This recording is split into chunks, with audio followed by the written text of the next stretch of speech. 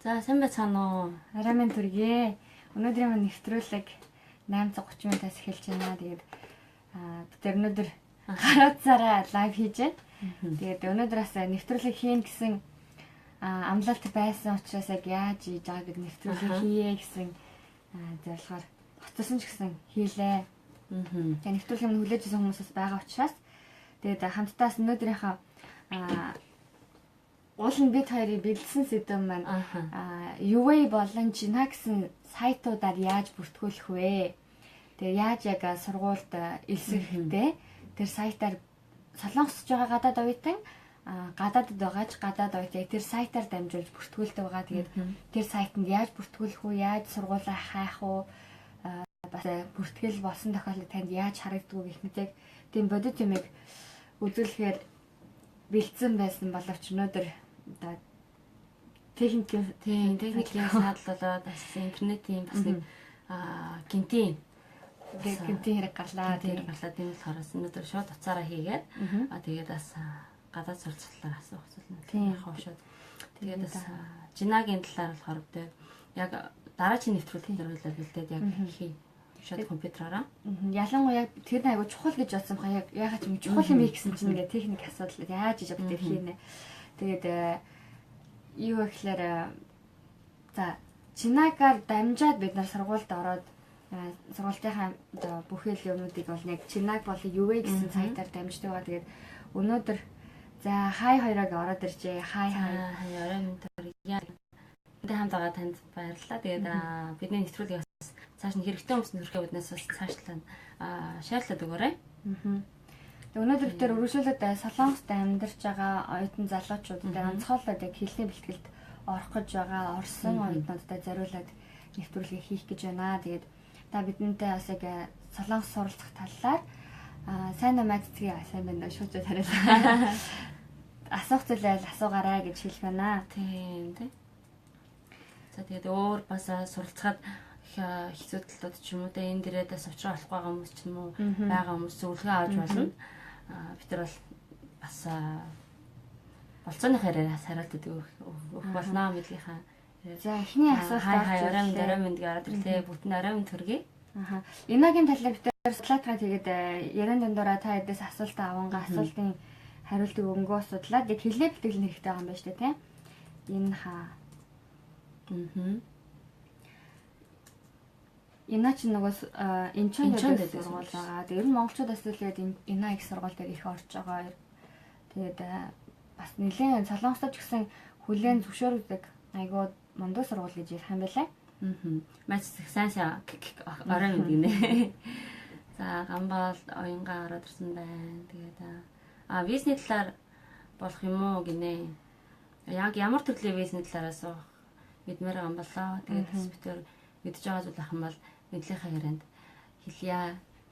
Зя. Тэгээд бид бас нөгөө нэг өмнө нь бизнес талаараас хүмүүс асуусан учраас цуглуулсан мэдээлэлүүд байсан байгаа. Тэгээд магадгүй та асуултаа асуугаад үзээр бид мэдж байгаа юм бол өмнө нь нэвтрүүлэг хийсэн учраас.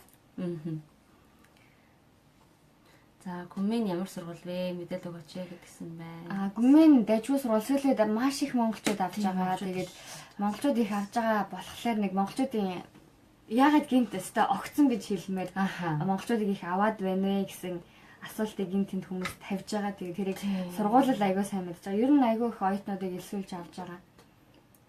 Тэг шүү. Тэгээ Ина сая юу лээ магистрт нь 50 60 оюутнууд бүртгүүлээд ярилцсанд орж ийн гэсэн зөвхөн монголчууд шүү дээ. Зөвхөн монголчууд. Тэгээд бас ярилцсанд орж байгаа хүмүүсээс мэдээлэл авсан чинь тэнд нь солонгос хэл мэддэг ч юм байна. Ирээд удаагүй ч хүн байна, мэддэггүй ч хүн байна, зарим нь уншиж чадахгүй хүмүүс байна гэсэн тийм мэдээлэлс авч ирсэн. Гэхдээ яг тэр орж байгаа хүмүүс сургуулийн зүгээс авахгүй тодорхой учраас бас мэдэхгүй байна тэр талаар. Тэгээд ер нь хэлний бэлтгэлийн хувьд болохоор 3, 6, 9, 12 саруудад хичээл нэхэлдэг байгаа. Тэгээд сургууль болноос жоохон онцлогтой нэг сар хагасаас 2 сарын өмнө элсэлтүүдээ авч материалаа яг хүмүүс өгч эхэлдэг байгаа. Тэгээд яг 3 сарын ихээр ер нь эхнээс эхлээд нэг 3 сарын 15, 6-ны хүртэл ерөнхийдөө 3 сар дотроо, 6 сар дотроо, 9, 12 сар дотроо хичээлүүд нь эхэлждэг байгаа. За тийм байна. За Би энэгээр инаг судалж байна. За тэг. Гүмээ. Визний талаар, оюутны визний талаар асууж байгаа юм болоо. Яг би гэрээний манай эхнэр төрийн ажил хийдэг 3 сараар төр явж авах. Яаж авах вэ гинэ? Ийш орж ирэх байгаа л нөгөө Монгол дахь элчин сайдын яамндаг виза хүсэл ороод ирэн тэгээд та гэрээнийч гэсэн таны эхнэр орж ирэх бүрэн боломжтой аяллаа ирэх боломжтой учраас та санаа зовлтгүй визэндээ ороорой гэж хэлэх байна. Тийм. За тэгээд баярлалаа. Тэгэхээр хэрхэн гэж байгаад гинэ. Баярлалын талаар мэдээлгүй хүмүүс зөндөө байдгаа гинэ. Тэгээ Мэт зэг маань өөрчлөлөө Ёнсай болон Корея их сургуульд хэлний бэлтгэлд 3 сар сууж болдгоо. Би TOEFL Leo 6 өгөө тэнцээд тухайн сургуульдаа тэтгэлгээр сурч болдгоо гэдэг ч байна. Тэгэхээр бол сургуультай нь очиж уулзах хэрэгтэй. Мэт зэг очиод яг гадаад оюутан хариуцсан ажилтнтай нь уулзаад би одоо тодорхой хэмжээний солонгос хэлтэй мэдлэгтэй байна шүү дээ. Тийм болохоор яг 6-аг аваад заавал одоо олон хугацаа өдөр хоног өнгөрөөлгөө би шалгалтандаа тэнцвэр сургуультай сурмаар байна гэд хэлэх юм бол сургууль болгоны дотоод журам нь жоохон өөр. Тэгээ хариуцсан ажилтан танд туслаад магадгүй сургуультай зөвшөөрөх юм бол танд боломжтой гэж харж байна. Миний хувьд ч гэсэн тэгээд сургуультай орох хүсэлтэй чадвартай хүнийг заавал хэлний бэлтгэл уяад авах гэсэн шаардлагагүй шүү дээ. Өөрөө хүсэлтэл бол яг одоо хэлний бэлтгэлдээ суугаад тэр хугацаанд өөрийнхөө бакалавр, магистрал, мастрынхаа материалаа бүрдүүлээд өөрөө шууд орох боломжтой байгаа. За би баахан сургуулийн евро харж байна. За тэгээд буяа минь орсон байна. Хэрэгтэй мэдээлэл байлаа гэдэг ч байна. Тийм бас өнөөдөр бид тэр хамтдаа Сөүл Сөүлийн байгаль шинжилэл техникийн гэж явуулах тийм. Техникийн их сургуулийн одоо Солонгостой маш олон болоод байгаа сургууль болгонд байгаад байгаа гэх Хиллуа гэсэн буюу яг туслах багшин яг ажил үрийг хийж байгаа оюутнууд олширсан гэж ярьсан. Тэгээд энэ сургуулийн оюутантай холбогдъё гэж бид нэр ярьсан байгаа. Тэгээд та ч яг асуух зүйлэл та нэлээд явуулаарай. Битээр мэдж байгаа дээрээс нэмээд бас таны асуултыг нэвтрүүлгийн төгсгөл хавьд нийт асуултуудаа дундаасаа бас яг энэ оюутантай одоо өөрөө магистр сурж байгаа хэрнээ яг монголчуудаа хэлтэй учраас монголчуудын байрнтай холбоотой бас хичээл номтой холбоотой бас эсрэг журам тэр мэдээллүүдийг бид таар авъя өгөөч гэсэн саналыг тавиад зөвшөөрсөн гаа энэ оюутан маань. Тэгээ тийм болохоор асуух учраас та бас асуумаар байгаа зүйл байвал асуур ялангуяа энэ Сөүл Паг хийсүү таг гэх энэ сургуульд орохыг судлаа хайж байгаа хүмүүс ахвал асуултаа сайн тодорхой өгвөл үнэтэй сургуулж байгаа учраас та асууж болно шүү. За миний хайрцсан сайд энэ биш болж таарлаа. За тийм үү. За тэгээ өөр асуух зүйл байвал манайхаа бичээ явуулаад байгаарай. Тэгээд өөр хэрэгтэй шаарлаад өгөөрэй. Тэгээд бас маш олон хүмүүст хэрэгтэй байгаа гэж бодож энэ сүүлийн үед манай монголчууд Солонгос улсад ер нь сурах хүсэлтэй хүмүүс маш олон болсон байгаа. Тийм болохоор тэр хүмүүст нь хүргэе гэсэн үүднээсээ бид тэр нэвтрүүлгийг бас энэ сэдвийг сонгож хийж байгаа. Хүслэн жаахан гацаад байна хоёроо гинэ. Битээр болохоор утсаараа шууд хийж байгаа болохоор та өөрөө үзээс сууж байгаа болохоор энд бол гацхгүй гайгүй л аш байна. Та интернет чинь муу байна уу? Эсвэл яаж байна тэрийг үзээрэй. Wi-Fi жоохон гацж магадгүй. Тийм, Wi-Fi гацж магадгүй. За ингэнэ гантуул ганаа манай нөхөр гэрээний ажил хийдэг юм аа. Би ажилгүй гэртээ байдаг 3 сараар яаж явах вэ гинэ. 3 сарын одоо чинь 3 сарын 1-ээс өмнө болохоор штэ. Байршуулаад тавиад тэгээд 3 сар аялал визээр хүрэх боломжтой байгаа яг элчингийн даасан дээр байршуулдаг. Тийм нэлээ. Нөгөө хамтарсан даасан дээр байршуулдаг шиг тэгээд байршуулад ороод ирэх юм бол эхний ээлжинд нөгөө дагалдан визэнд орох ч байсан аяллаар ирэх байсан ч яг л анхныхаа суурь нь бол яг аяллахаа визээр орж ирэх гэсэн шаардлага тавьж байгаа. Тийм болохоор та аялаад ирэх юм бол дараад нөхрийнхөө одоо сурч байгаа гэсэн тийм сурч байгаа бол дагалдан виз болох чөлөөтэй боломжтой гэж За ингэнэ. За ингэнэ Монголоос Солонгост яаж оюутан оруулах вэ? Яг ямар бакалавраар орох гэж байна уу? Эсвэл хэлний хэлээр оруулах гэж байна уу? Эсвэл магистр сурах гэж байна уу? Тэрийг бас тодорхойлоод өгвөл. Тийм жоох өөр юм бол хэлэх бол 3 сарынхаа 1 сард одоо 3, 6, 9, 12 саруудад хэлний бэлтгэлийн хичээл нэхэлдэг гэсэн шүү дээ. Тийм болохоор 1.5 сараас 2 сарын өмнө та орох гэж байгаа сургуулийн нэг материалыг хизээ хураалгах хэрэгтэй. Тэрийг судлаад өгөх юм бол болно. Хамгийн гол нь одоо магистр, бакалаврын элсэлт нь болохоор 3-9 саруудад байдаг. Тэгээд битүүрийн зүгээс санал болгож байгаа семестр юу гэхээр уул нь 3 сар чи эхний хичээлийн шинэ жилийн эхний семестр байдаг. Эхний семестрт орчхоор за бакалавр арай гайгүй 4 жилтэй учраас. Магистр болохоор эхнийхээ семестртээ арай хөнгөн хичээл үзээд дараагийн 2 семестрээр хүнд хичээлээ үздэг болохоор 9 сараас орсон оюутнууд хүндийгөө үзээд хөнгөнийгөө үзээд явахаар жоох хэцүү байд юм байна гэсэн сэтгэлээ хуваалцчихсан. Тэгээд яаж ч бодсон ер нь тийм байгаа. Бид нэр ялангуяа магистр чинь нэлээ нарийн юм судалдаг хүмүүс дийлийнх нь бас мэдхгүй юм аа богино хугацаанд сурна гэдэг их хэцүү өнөө хүндийгээ сурчаад арай амархны сурна гэдгээр дүүн авахд гэсэн бас амаргүй байх шүү. Тийм болохоор өвтөрийн хувьд магистр болон бакалавр та 3 сарын семестрт орвол илүү дээр байдаг шүү гэж хэлэх байна. За тэгээд 9 сар хүмүүс болохгүй 6 сонсолтын албууд нэг материалаа хүлээж авдаг ба. Тэгээд гадаад хүмүүс болохоор их хувийн явуул гэсэн сургуулиуд ер нь зөнгөө байдаг. Их хувийн явуул ажээ гэсэн нэг бол натратаар яг их хувийн орчлон натратаар батлуусныга явуулаач гэх нь улс хоорондын бичгийн тээвэр донд цаг жоохон алдаад тийм болохоор эртгийн сургуулийнхаа эсвэл хүнээр дайлгаад явуул гэсэн чинь явуулсан тэр айгүй тэр нь айгүй амар. Тэгээ бас сайн мэддэг таньдаг хүнээр явуулахгүй аюултай. Би нэг хүн дипломын нөгөө гэрээний хүнд үг явуулчихлээ. Тэгээ нөгөө хүн нь хаашаа явж байгааг мэдгүй. Мэдгүй газраач гэсэн.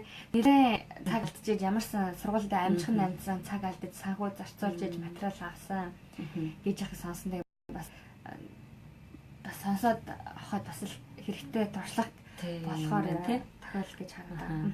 За ингэнэ зохио маань ингэнэ хэлний бэлтгэлээр эхлэх юмаа тэгээд солонгос зурчилдаг газар байдаг болов уу гэнэ хэлний бэлтгэлээр бол шууд Монголоос шууд зурчилдаг компаниудаас ер нь байдгийн. Гэтэ тэрний оронд өөртөө энд одоо танд мэддэг хүн чинь байвал ч юм уу те өөрөө материалаа явуулаад сургуультай шууд орцсон хайгуу амар гэдэг. Чадах юм бол за бүр чадахгүй бүр боломжгүй гэдэг юм бол шууд одоо зурчлалын байгууллагуудаар зуршлуулаад орцсон ер нь амар байдаг.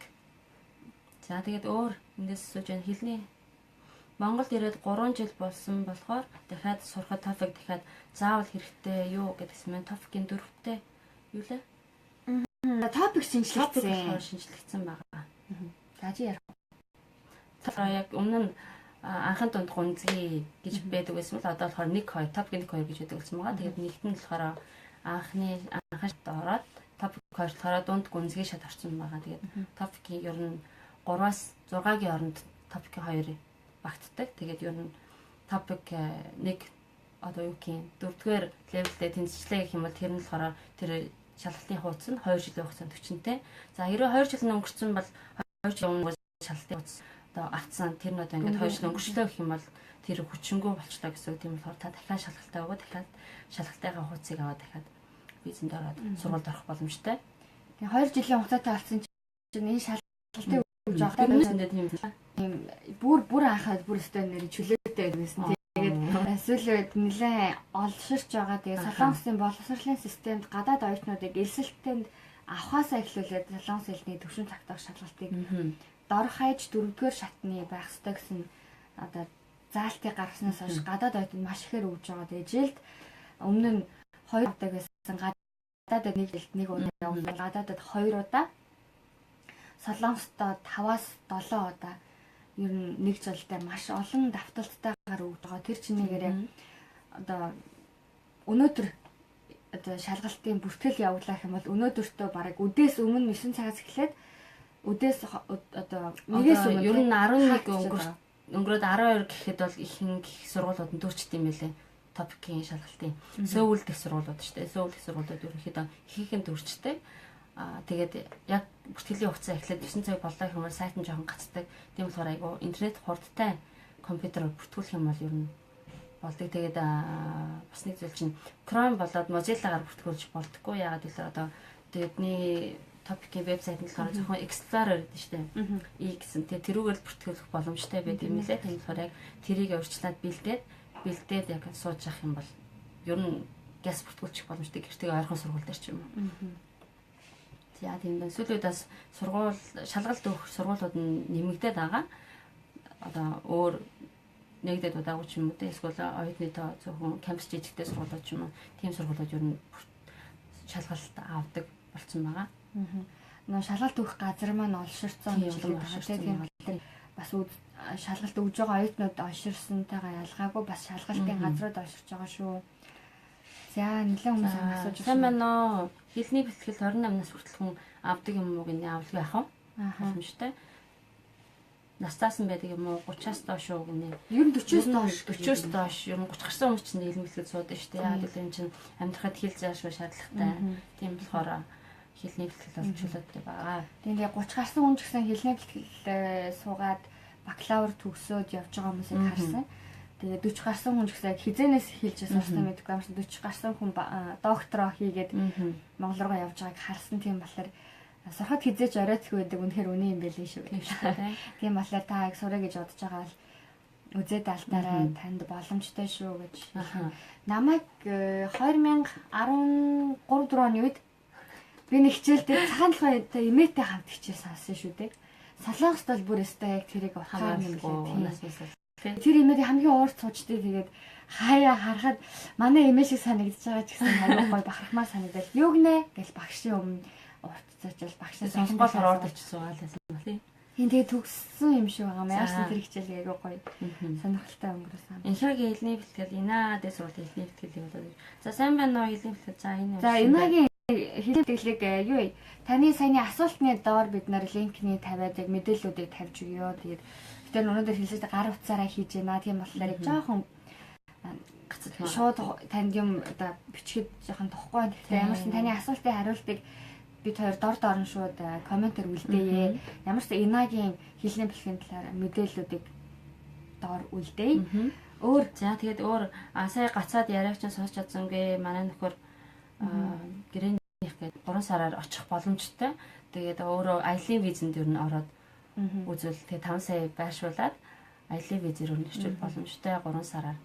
Тийм. Дума 2 төгсөөд шууд сурвал яах вэ? Яахч вэ? Сурж болно. Яг ямар сургууль 12-оо төгсөөд гинэ. 12-оо төгсөөд шууд сурвал болох уу гинэ. Шууд сурах юм бол шууд хэлний бэлтгэлээр үржиж болно. Тэгээ хэлний бэлтгэл сурж болно боломжтой. Тэгээ хэрэг юу яах юм бол сурж байгаа дэрэл болно. Бүр сайн. Тийм. Монгол чинь 9 сар төгсөж штэ 6 сар төгсөөд 3 сараас орж ирнэ гэх юм бол 103 сар эсвэл юу гэх 3 сараас эхлэх юм чи 7 мэл боломж байгаа учраас 10-оор төгсөөд хэрэг тодорхой хэмжээнд сурах юм бол аль болох хэлний бэлтгэлийн цагийг 6 сар төгсдөө шүү дээ. 6 сард Монголд төгсөж 9 сард шууд эсэлтэнд орчих боломжтой гэсэн хэлээ үзэж байгаа тийм. Гэхдээ сургуулаасаа олж магадгүй шүү дээ. Аль сургууль талаараа. Окей, сайн байна уу? Сургалт орохдоо суралцах төлөвлөгөө заавал бичих шаардлагатай байдаг уу гэнэ. Тэгэлгүй яах вэ? Маш сайн тодорхой бичих хэрэгтэй. Өөрийгөө аягүй сайн илэрхийлж гаргах. Материал донд өөрийгөө танилцуулах материал байгаа. Дээрээс нь суралцах төлөвлөгөө байгаа. Тийм. Энэ дотроо л яг өөрийгөө яг бусдаас би танай сургуульд заавал сурах ёстой шүү гэдгийг илэрхийлээд тэг янзгаалаад солонгосч аягүй сайн төлөвлөдөг арт юм. Тийм болохоор маш сайн төлөвлөгөөтэй би яг энэ зүйлийг хийхин төлөө энэ үед өнөөдрийг хүртэл энийг хийж ирлээ. Одоо надад энэ сургуульд сурах энэ мэргэжлийн эзэмших шаардлага байна. Тийм болохоор та намайг одоо аваач. Тэгээ би энийг суралцаад дараад нь ийм одоо эх орондоо хэрэгтэй боловч болмоор байна гэсэн агуулгыг багтаагаад бичих юм бол маш амжилттай таны одоо сургуулиас тань авах боломж өндөрснө гэсэн үг. Тэгээ дээрэс нь бас солонгос хүмүүсийн зөвлөгөөг сонсох юм бол жоохон бусдаас өөр байх хэрэгтэй гинэ. За тэгвэл яаж өөр вэ гэсэн чинь жоохон стори өөрийнхөө түүхийг амар нэгэн тийм бусдаас өөр түүхийг та шингээж хийх юм бол нөгөө түүхээр нь санддаг гинэ. тэнд тийм хүүхдээсэн тэгээд тэрийг нэг авч идэхгүй л нөгөө яг шалгаж байгаа материал шалгаж байгаа багш нар маш олон хүүхдүүдийг шалгаж байгаа. Тийм болохоор бас нэг онцгойч ялгарах нэмэх оноо содон зүйлийг бас гаргаж өгөх хэрэгтэй байгаа. За тэгээд дараагийн асуулт маань ингэж 3 сараар ирсэн бол өргөжлүүлээд эндээ сурцаж болдгийм үү гэнэ нөгөө визний ангилал. Тий. Дарсан одоо штамп басан шалтгаалдаг үстэй тийм дугаар байгаа. Таны визний ангилалтай нь C3-1 байна уу, 9 байна уу, 2 байна уу гэдгээс шалтгаалдаг байгаа. Тэгээд C3-ийн 9-ийн хувьд болохоор 2006 оны 3 сарын 1-ээс өмнө авсан виз бол сурах боломжтой, хувирах боломжтой виз. Хэрэв та нэгэ шалгахыг хүсэж байгаа бол тэгээ бас энэ чинь сургуулаасаа бас болоод байгаа. Сургуулаа бас өөрийнхөө визний кодыг хэлээд та иммиграшн руу залгаараа Солонгост байгаа бол 1345 руу залгаад доод номер дээр Монгол оператор байгаа. Монгол оператортай холбогдоод би ингэ гэсэн мэтлэр сургуулийн чинь асуугаа сургуулийн чинь нэг шүүж өгнө. Тэгээд яах гэж шүүж байгаа вэ? Магадлан итгэмжлэгдсэн сургууль уу гэдгийг шүүж байгаа. Тэгээд итгэмжлэгдсэн сургууль бол материал нь арай нэг өөр, магадлан итгэмжлэгдээгүй сургууль бол арай олон материал бэлдсэн юм байлаа. За тэгээд таны энэ виз чинь сурахаар хувирах боломжтой виз байна гэдгийг бас та тэндээс шүүлгэж болно. Тэгээд энэ мэдээллийг бид нар өөртөө хуваараа хайгаад олох боломжтой юу гэсэн чинь үгүй энэ зөвхөн нөгөө иммиграшны дотоод сүлжээн дотроо л хайгддаг мэдээлэл болохоор яхаарахгүй асуух хэрэгтэй шүү. Уцаар ярьж асуугаарай гэж хэлсэн. Тийм дээ. За тэгээд дараагийн асуулт нь хэлний бэлтгэл суухад юу шаарддаг юм бэ гэнэ. Сургууль болгоноос өөр эдэг байгаа. Тэгээд сургууль яг орж байгаа сургуулийнхаа материал нь ямар материал бүрдүүлэх хэрэгтэй вэ? Тэрийг судлаад тэгээд материалаа бүрдүүлдэг байгаа. Ер нь ерөнхий гэх юм бол мөнгөө бэлтчин нэг жилийн сургалтын төлбөрөөр бэлтэнэ. Тэгээд нэг тэр дор хаяж сая 100-200 хамгийн хямдхан. Тэгээд багшийн тодорхойлт бас шаардлагатай байдаг байгаа. Ер нь хамгийн сүүлд төгссөн сургуулийнхаа багшийн тодорхойлтыг авчвал юм зүгээр.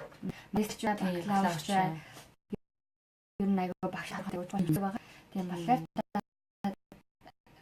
сургуулийн төлбөрийн тодорхойлт мөгөлж байгаа шүү дээ. Сургуулийнхаа хэлсэх тэр аппликейшнийг тэгээд нэмэлт материалуудыг сургуультай яг ямар материал нэхэж байна тэр нэгсэн дагуу байдлаа бүрдүүлээ жагсаалтын дагуу өгөөрэй гэж хэлсэн. За хүслийн гэсэн энэ жил 12-оор төгсөх юм аа тэгээд 6 сарын эсэлтэд багтаа сурчих боломж байгаа болов уу гэнэ. Бакалавр ярьж байгаа ялны бэлтгэлээр нэг тодорхой болгож өгөөрэй. Тийм хилтэй бол шууд бакалавр руу орж болно. Харин хил байхгүй бол яг харахгүй нөгөө топикийн шалгалтын дээр божиж орно. Тийм болохоор хилний бэлтгэлд суух баха гэж бодож байна. Тэрвээ 6 сард та суулгах хамтрыг өсгөө энэ сурах сургуулаа судлаад олцсон сургуулийн чинь юм болно гэх юм бол материалаа өгөхөд 9 сараас амжин штэ. Тийм. За ингэсэн байна. Отгонбат маань гэж магистрт байгаа хүн ихчтэй урилга явуулж болдог юм болов гэдэг ч юм. Болно. Гэхдээ урилгын хувьд Солонгос элчин Монголд байгаа Солонгос элчин сайдын яам урилга хүлээж авахааргүй болоод бас хэсэг хугацаа өнгөрлөө. Гэхдээ урилга нь юу яхааргүй хүлээн зөвшөөрсөн тодорхой хэмжээнд одоо заавал шаардлагатай гэсэн шалтгаантай байх юм бол тэр болж байна лээ. Түүнээс яг энгийн зүгээр оюутан хүн урих гэсэн юм гэх юм бол шууд заавал энгийнээрээ нөт хамсаа байшуулаад ирээ гэсэн шаардлагыг тавьж байгаа. За отгоо цогцоос сайхан ангижээ. Сайн байна аяллаар ирсэн эндээ хэлний курс суралцах болох уу гэдэг чинь түрүүний хэлсэн шиг нэг план банигдсан. Тэрнээс шалтгаалаад хэлний бэлтгэд орох боломжтой боломжгүй гэдээ бас хоёр хэсэг хуваагддаг байгаа. Тийм болохоор 13:45 руу залгаад 7 номерт нь Монгол оператортай ажлын цагаар 6 хүртэл ажилтай. Залгаад асуугаарай гэж хэлсэн. Тэгээ нэг Монгол оператор руугаа шилжтлээ нэг жоохон хугацаа ордоо шүү. Тийм болохоор 6 төгөөлчвөл магадгүй ажлын цаг доошлаа гэдээ авахгүй байж магадгүй ихтгэн залгаарай. Ер нь 5:30-аас хитрхгүйгээр залгах ч зүгээр ах орой. Тийм болохоор яг 6 болчоор манай ажлын цаг дууссан байна гэд бас жоохон тийм тайлбар тавьд юм байлээ. За тэгээд эмнэлгийн зулаа эстер маань эмнэлгийн чиглэлээр орчуулгын сургалт байдгүй гэдгийгсэн байна. Байдаг. Координаторын координаторууд байгаа. Тэсүүлээд Солонгос ч гэсэн яг албан ёсны зүгээр олширсан л та Монголоос эмнэлэгт ирж байгаа хүмүүс тийм болохоор яг албан ёсоор энэ хүмүүсийг сургаж эхэлсэн координаторын сургалтуудыг тийм болохоор 6 сарын сургалтанд сууж байгаа хүмүүс байгаа. Тэгээд хилтэй бол айгүй сайн хэлгүй бол жоохон нөгөө шинэ мэдэхгүй юм аа хэд мэдэхгүй хэлээр сурах цаг орж жоохон хэцүү байна гэсэн юм найзаар маань ярьжсэн. За тэгээд ингээд координатор болсон тохиолдолд албан ёсоор D10 визтэй хүн бол шууд эмнэлэгт ажиллаж болно. Харин оюутны визтэй бол зүгээр цагаар. Гэхдээ тэр нь зөвшөөрдөг албан ёсоор бол хуулиснаа зөвшөөрөлтэй биш юм байлаа. За тэгээд аялын визийг сурах болгож болох уу? Яг сурна хэлбэлтэй суух байна. Ястаа тэгээд сайн хэлсэлээ 11345 руугаа залгаад таны код C3-ын хэд байна? Энийг мэдээд сургуульд авч штам байгаа. Бас код штам нэрээ дарсан нөгөө тоогоо хэлээд асуух байгаа. Тэгээд хүссэн сургуультай очиод уулзах юм бол яг сурах гэж байгаа нэг сургад юм бэлээ. За ингэ Сэлэнгэ Секон гэж сургуульд сурч байгаад харалсан бол уцаад сурах боломж энэ төр байдсан болов болдог гэж сонссон гинэ. Тэрний талаар. Миний хувьд сургуульд сурж байгаад хууль бус болоод гарсан хүн байгаа. Тэгээд эргэж орж ирэхдээ нөгөө нэг хар дарахтаа ямар кодтай бас л нэг кодлцээ 86-гийн хэд мэдгээд кодлцсан кодоор ягаад 2 жил гэсэн бол 2 жил нь өнгөрцөн бол та дахиад виза хүсээд сурах боломжтой. Харин тэр хугацаагаа харж агаад тэр код нь ямар хуу байна. Тэрийг нэг судлах хэрэгтэй баг. Гэхдээ юмыг яаж мэдгүй бас 1345-аас лавлаад асуучхад гэмгүй байгаа юм байна шүү. За тэгээд Гантөмөр Мөнхбат маань гэж сайн байна уу? Дагалдан байгаа хүн магистрт сурч болох уу гэнэ боломжтой байдаг байгаа. Дагалдан байж байгаа шууд сургуульд орсон ч юм уу. Эхнэр нөхөр хоёр хоёулаа ярьслаа нэг дагалдан байж байгаа. Эргүүлээд нөгөөт нь хугацаанд тусгаад нөгөө эргээд нөхрөөгаа дагалдан болох ч юм уу тий. Бас тийм боломж байд юм байна лээ. За тэгээд коммуний талаар мэдээлэл өгөөч. Сая гацаад мэдээлэл авч чадсангүй ли битгий устгаарай гэнэ. Ли бол хадгалагдана. За тэр гүмийн энэ хаа их сургуулиудын хэлний бэлтгэлийн талаар судлаад яг асуусан хүмүүсийн доор нь юу үлдээ? Хариу үлдээ комментар. За тэгээд тэтгэлэг авах боломжууд гэнэ хонгорсол асуусан байна. За 3 сар дуумаа 3 сар Монголд хэлний бэлтгэл сууж байгаад 9 сард явна гэсэн үгүй гинэ. Зүгээр битээр хэлний бэлтгэлд айлалах баг хугацаанд суугаасаа тийм болохоор Монголда хэлээ сурчаарай л гэж хэлсэн. Сургалтанд хувийн багш ч юм аваад эсвэл одоо янз янзын сургалтын төвөдөд штэ. Аль чантай тийм сургалтын төвөдөө сураад тэгээд түрээд ирүүл зүгээр ах гэж бодож байна. Тэгээд энд бас сая хэдэн 100 вон төлж 2 3 сар дахиад сурж байхаар бас мөнгө хэмжин гэсэн үг штэ. Тийм ээ. Тэний өмнө сая юу гэж асуулаа? За тэтгэлэг авах боломжууд. Тэтгэлэг байгаа. Тэтгэлэг сайт нь байгаа. Тэгээд сайтанд байгаа болохоор яг би тэрээс доор нь сайтыг тавьчих. Тэгээд тэр сайт руу орж гадаад хүн гэсэн бүртгүүлдэг болсон байгаа. Та бүртгүүлээд тэтгэлэг авах боломжтой. Тэтгэл хамгийн боломжтой юм л слон сайт англи хэлний дүнтэй байгаад та өөрөө ямар нэгэн шагнал урамшуул авчихсан бол тэрийг бас цуглуулад сургуультай очиод би яг ийм одоо хүн байна. Ингэж шагнал авч ирсэн. Тэтгэлэг авах гэсэн юу байна гэхээр хайгаад өгд юм лээ. Тэгээд танд үнэхээр яг боломжтой гэсэн тэтгэлгүүдээс бүртгүүлэх эрхээ та нөгөө тэндээсээ шалгараад авч байгаа хүмүүс байна лээ. Тэгээд дээрэс нь нөгөө сургуулийн тэм тэтгэлэг хариуцсан албан дээр очино. Бас магадгүй хөгжмийн ч юм уу эсвэл инженерийн ч юм уу те яг энэ чиглэлээр байгууллагууд одоо Samsung, LG ч юм уу яг энэ байгууллагуудын сайт руу орох юм бол өөрсдийнхөө дараа үеийг дэмжихийн тулд бид нар бас тэтгэлэг зарладаг байгаа. Тэр тэтгэлэгт бас бүртгүүлэх юм бол сургуулаа дамжихгүйгээр та хувьдаа бас тэтгэлэг авах боломжтой байдаг байгаа. Тэгээ бас хангууд байгаа тийм. За тэгээ дараачих нь ингэж нандаа ярдны нэмж 3 сарын 3-нд суусах юм аа. Тэгээд иммиграшн дээр 3 сарын 9-нд хүртэл цаг байдаггүй яах ёстой вэ? Энэ бол оюутны виз гинэ. Яг тийм бол өмнө нь очиод суучт юм байлээ. Эрт өглөө эрт ч юм очиод суугаад яг нэг юу төлөө ажилтнанд нь хэлээд байцаагчтай нь очиод уулзаад би ингэчлээ ингэ цаг авсан чинь байхгүйсан гэд учирлаад хэлэх юм бол ойлгоно. Тэгээд хэрвээ яг дуудаад юм байхгүй заавчлаатай загч юм уу тийм завсар цагаан сонголчих боломж байдаг юм лээ. Тэгэхдээ цаг алдаад яг эртхэн очичвол зүгээр. Тэгээ эртхэн очих юм бол магадгүй нэмэлт бичиг баримтаа авчирхаар бол цаггүй болчих. Тийм болохоор нэгэн талаад 9-ний хүртэл цаг байхгүй л байгаа юм шиг та алах эртхэн очиорой. Би өнөөдөр бас юу очиод ирлээ. Сөүл дэх мөгдөөний төв иммиграшн очиод ирлээ. Хүмүүс ер нь гайгүй цөөхөн байна. Тэгээ наа цагаа авсан болохоор өмнөх шиг айгүй олон хүмүүс байх болчихжээ. Бас гайгүй байна шүү хүмүүс. Гяс дууссан хүмүүсийн цаг нь болж байгаа хооронд бас байцаагч чөлөөтэй байгаа ганц хоёр хүн хэлжээ. За тийм ээ. За зулаа эстер мастер маш сайн тэтгэлэгтэй сургуулиуд юу байна? Энэ чонтой ойролцоо гинэ. За ер нь гадаад оюутнуудад ихэнх сургуулиуд 50% тэтгэлэг өгдөг. Тэгээд өгдөггүй сургуулиуд ч гэсэндээ байгаа. Тэгээд бас ерөөдөө их сургуулиуд өгдөг гэж бас ойлгож болно гадаад оюутнуудад.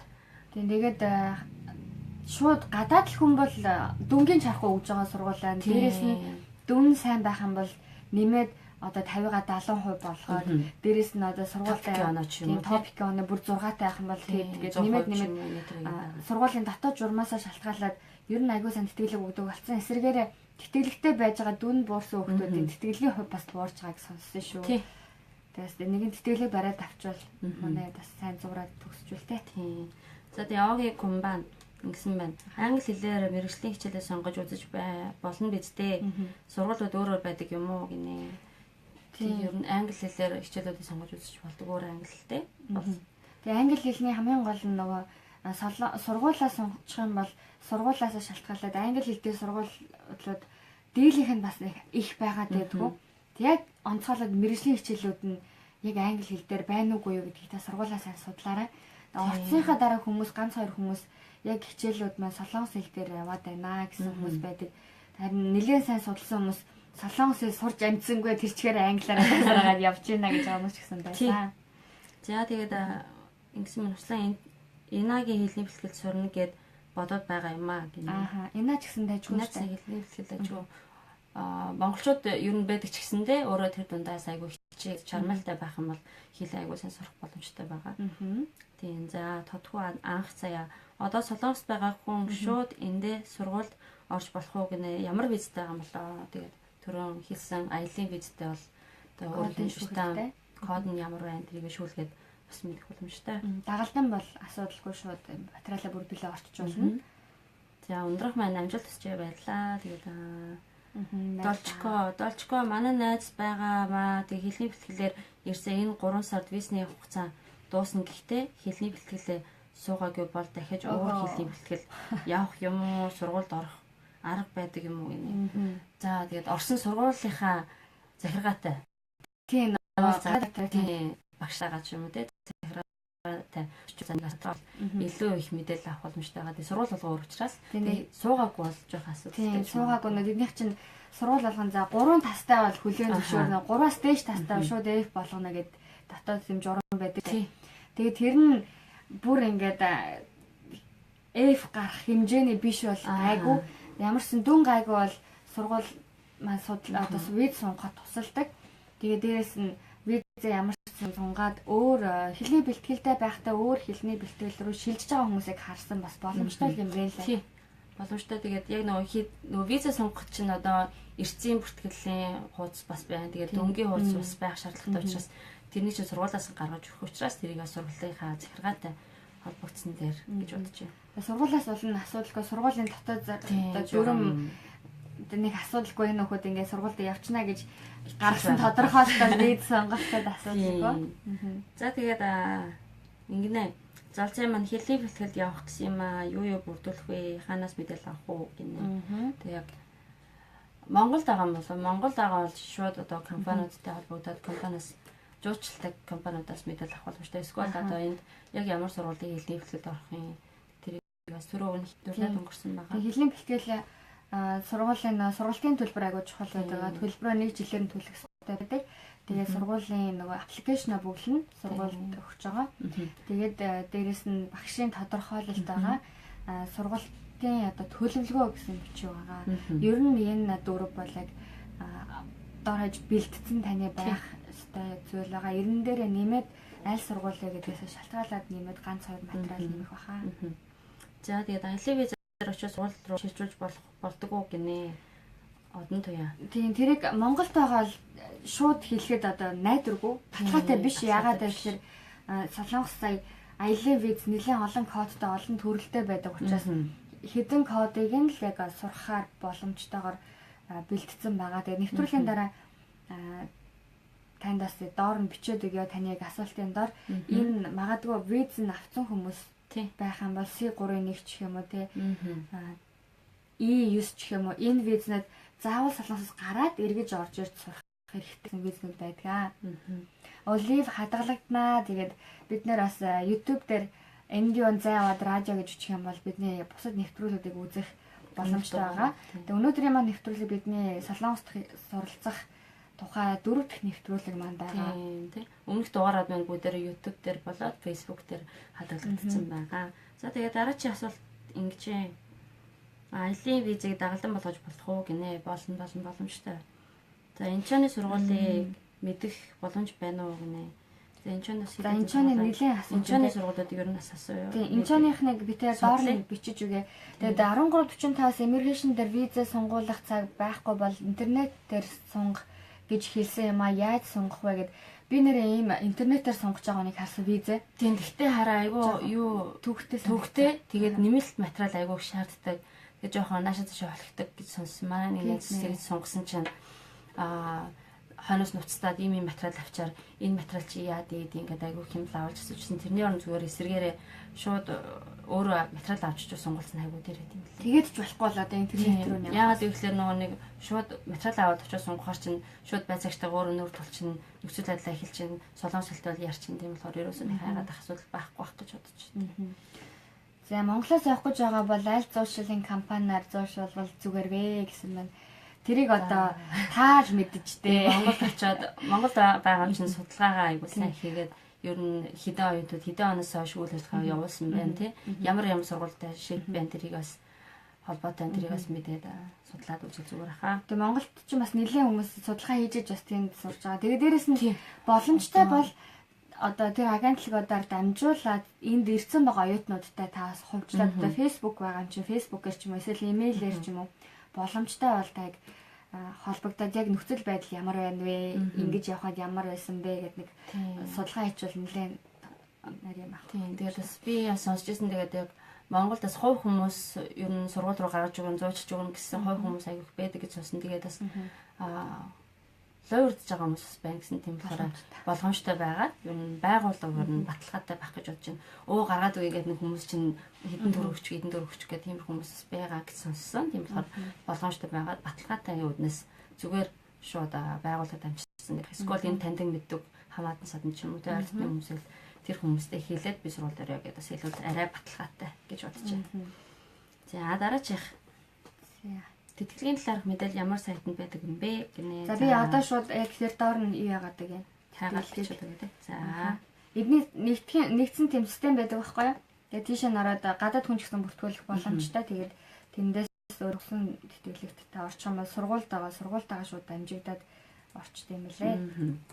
За тэгээд эмчийн мэрэгчлэр тэтгэлэг сайтаа сургууль та хоёрын мэддэг ямар сургууль байна вэ гэж улаан асуусан байна. За одоогор мэдж байгаа юм байна. Би тэр одоогор мэдж байгаа юм. Таны яг юуны дараа коммент чинь доор нь битээ судалгаа хийгээд танд хэлж өгөө. Иймч тэгээд тэтгэлэгтэй тийм. За интернетээр ган болормаа.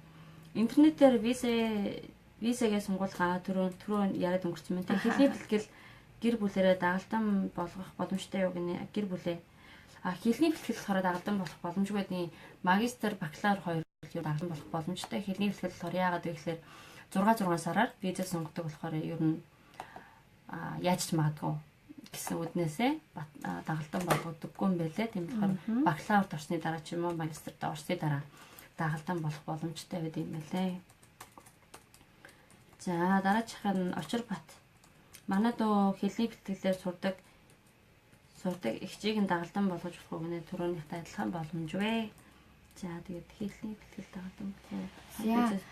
Солонгосын тэтгэлийн нийцэн сайтыг би доор тавилаа. Ороод бүртгүүлээд тэтгэлгээ авч болно. Тэгээд энээс гадна та сургуулийнхаа тэтгэлэг өгж байгаа тэгээд аль байдаг шүү дээ. Тэтгэлэг өгж байгаа тэр газар очиод хариуцсан хүмүүстэй уулзах юм бол бас яг нэмэлт ягаад гэвэл нөгөө нэг солонгос ялангуяа нөгөө сумбэ гэж ярьдаг шүү дээ.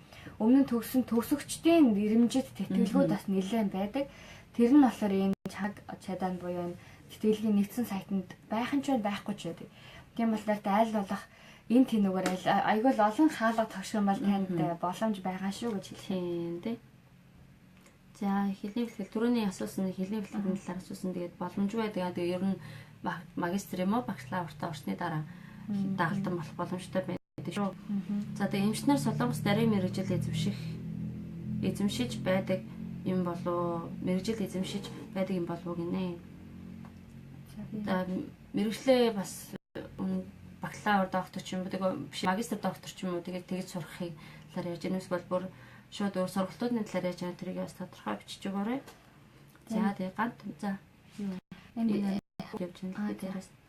За тэгвэл гантмөр мөнх хот маань сайн байна уу та хоёр амжилтаа дагалдаа визтэй байгаа хүмүүс л олж болох уу гэнэ боломжтой байгаа. Тэгээ дараадаасаа цуврал давхар адилхан.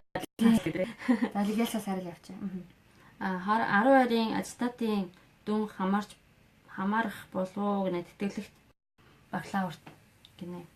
Хамаард нь штэ. Тийм хамаардаг. Хамаар нь тэгээд орчин юм 3.5-аас дээш үү. Тэгээд тэтгэлгүүдийн яг өөрсдийнх нь оноо нь өөр байдаг шүү дээ. Тийм.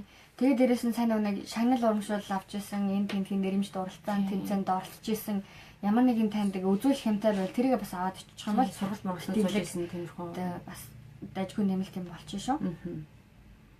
За тэгээд Солонгост хэлний сургалт 30 дугаар үлдээчих.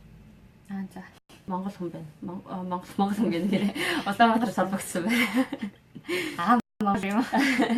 За энэ зулаа эсрэг хэлний бэлтгэлд төрсөн ах их чинь дагалдангаар ирж болдог уу гинэ болдоггүй. Тэгээ хэлний бэлтгэлийн чинь хөөх өөртөө л дийлдэж штэ. Өөрийгөө л бийг авч явж. Тийм тэгээ 6 сараа сунгаа авчдаг болохоор өөртөө л аваа авч идэг тийм хүмүүс юм аа.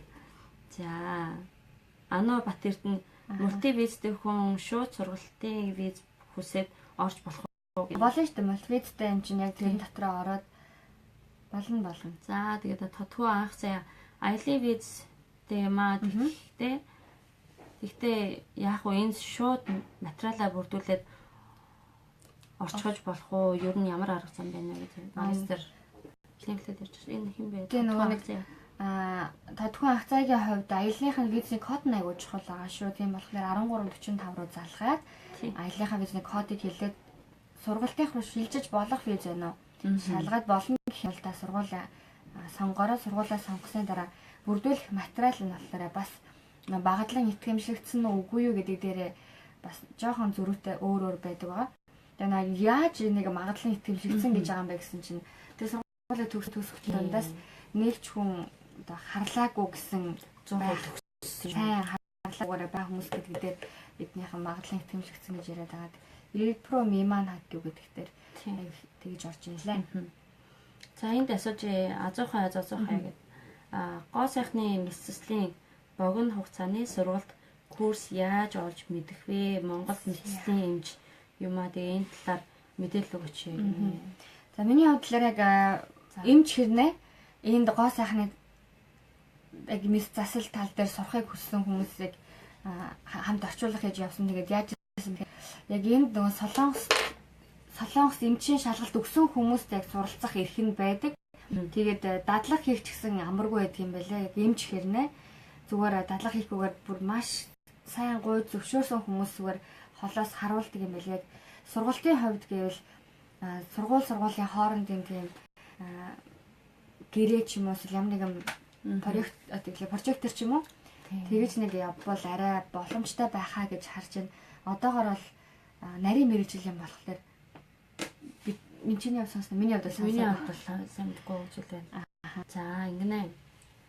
Аялын визийг дагалдан болгочлох уу? Нэг боломжтой. Тэгээд цолцоо Монголоос явах гэж байгаа юм аа. Байгаа бол айлс зуучлалын компани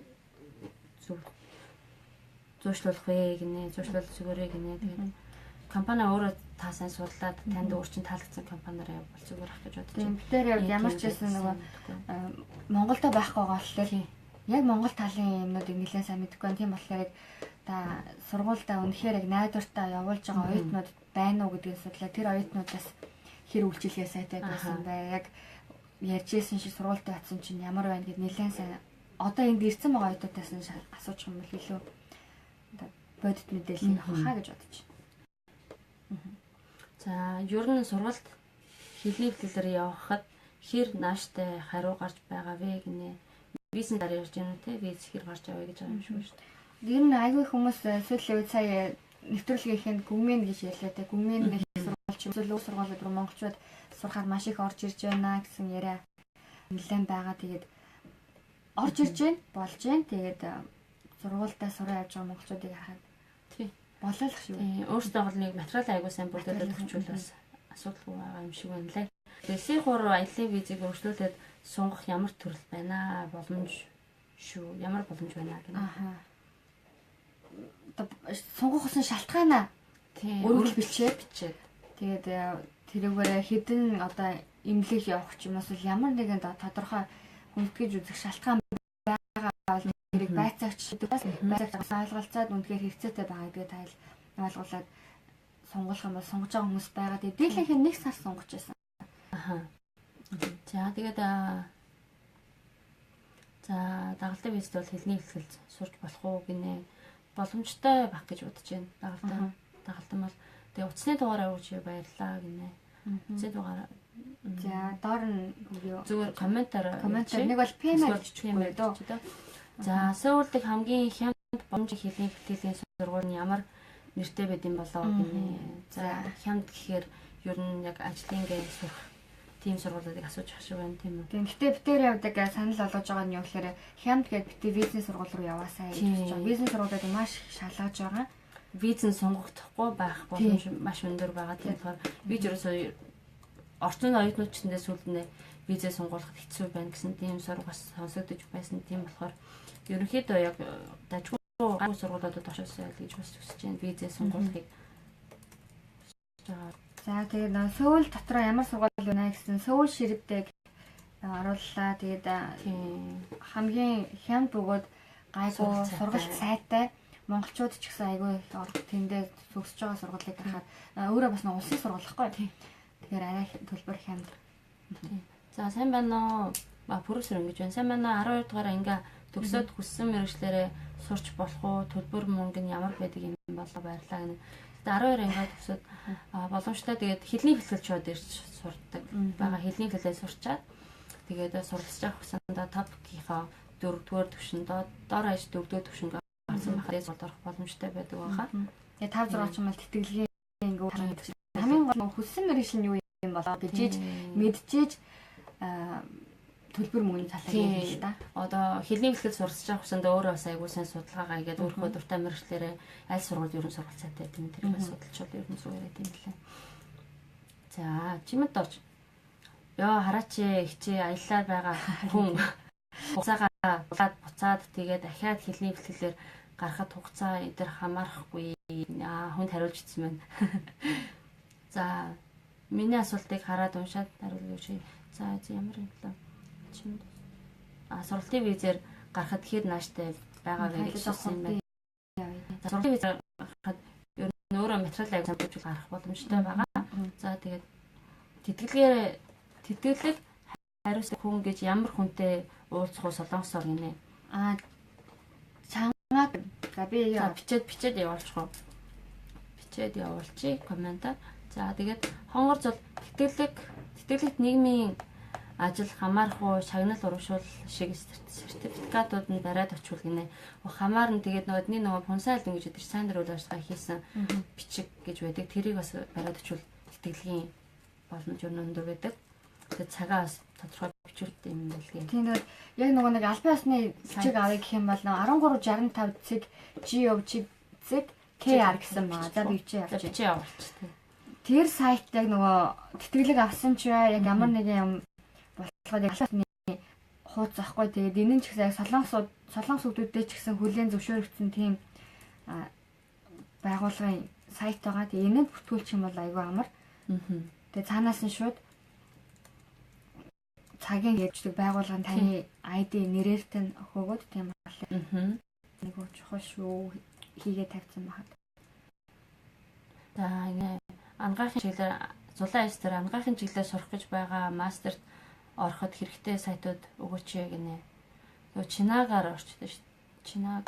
Тийм за бид тэр Чинаг UA2-ыг тавьж үгээ. Тэгээд Чинаг UA2 нь ямар сайт вэ гэхээр энд байгаа болон гадаадд байгаа хүмүүс юугаа сургуульд бүртгүүлэх элсэлтийн сайт байгаа. Онлайн бүртгэл хийдэг тийм сайт нь байгаа.